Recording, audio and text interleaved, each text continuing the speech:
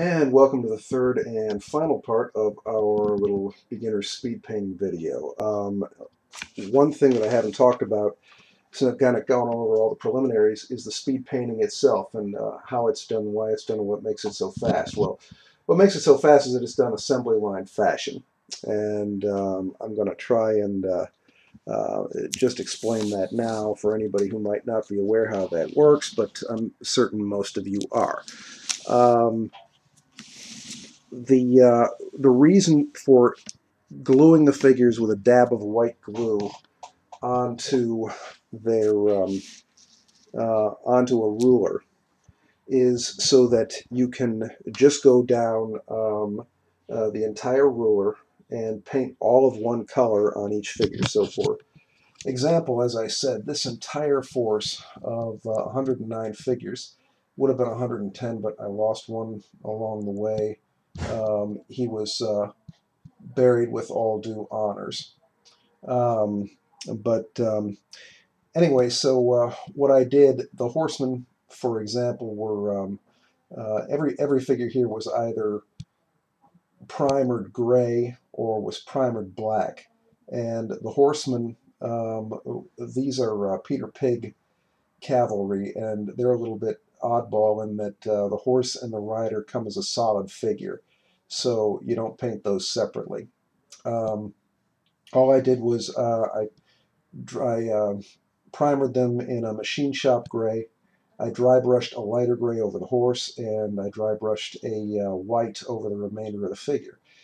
And so you would go down the entire line of figures, and I would start with the horseman and just go down the line and dry brush everybody white. And then the Ascaris or Dervishes or whatever these guys are over here, I dry brush white over them.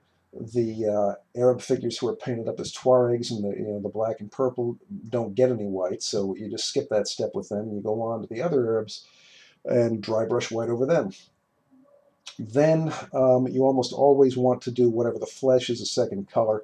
I just kind of went with a relatively medium brown for the flesh of all these guys.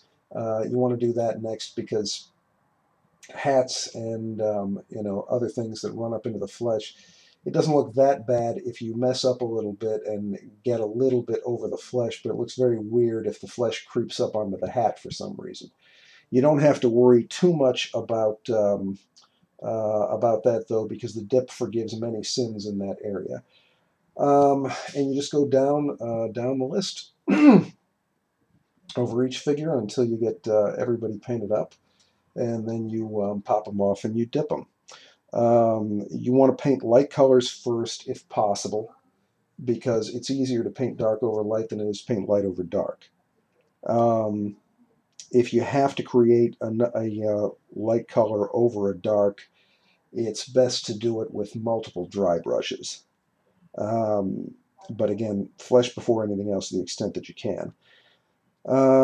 None of this is is the Bible. None of this is Scripture, and a lot of guys will tell you that some of the things or all of the things I'm telling you to do are wrong, and don't do it this way. But so by all means, there's different schools of thought on this kind of stuff. Experiment with it.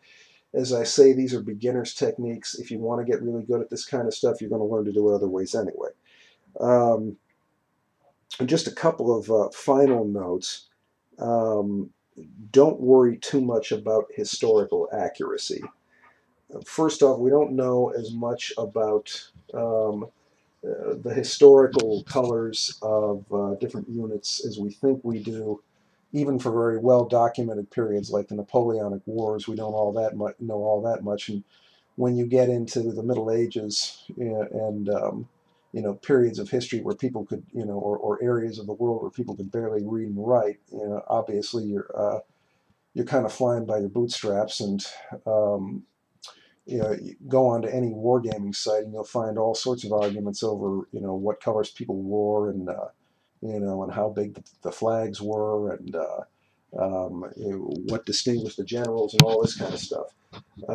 So nobody really knows. And the second place is, unless you can afford the time and money to paint up one army for each battle ever fought, and quite frankly, if you've got that much time, you really need to get a girlfriend.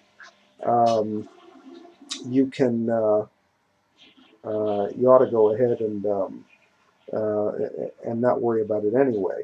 Napoleonics players especially get joked about and teased, probably unfairly, over arguments about you can't use figures of a regiment that were fielded for the Battle of Austerlitz and the Battle of Wagram because clearly that that's the 1809 uniform. You can't use the 1806 uniform, and baloney. My philosophy is keep things as generic as possible. With these guys right here, as I said, I have these are kind of generic Muslim troops. These guys could be probably Mughal cavalry. They could probably be Sikhs in British service. They could probably be generic mercenaries and in the service of a lot of armies. These guys over here could be dervishes, and as well as Askaris. These guys, in the purple could be Tuaregs or desert Arabs. And same thing with with the Arabs painted in white over here. A lot of these soldiers could probably be used to flesh out an Ottoman army if you just needed additional muscle with that one. So keep things generic enough that you can get an idea of what they are, and you can pretty easily point them out. But yeah, but absolute historical accuracy, I think, is kind of silly anyway. Um, so that's about it, And as I say, this actual painting time, this entire army of 100, of over 100 figures, was done in about 8 hours sitting down, and drying time and for the dip and for the primer doesn't matter because however much time is being spent there, you can spend that doing other things anyway. So I hope we've all had fun, and that's the end of this one.